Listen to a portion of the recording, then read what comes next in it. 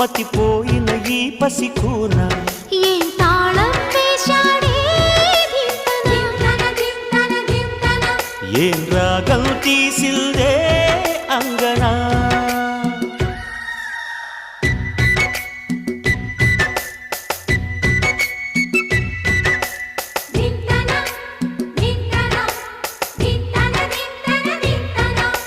మోగిందో యమ్మో శృతి చెయ్యని సిగ్గుల వీణ రేగిందో యమ్మో మతిపోయిన ఈ పసికూన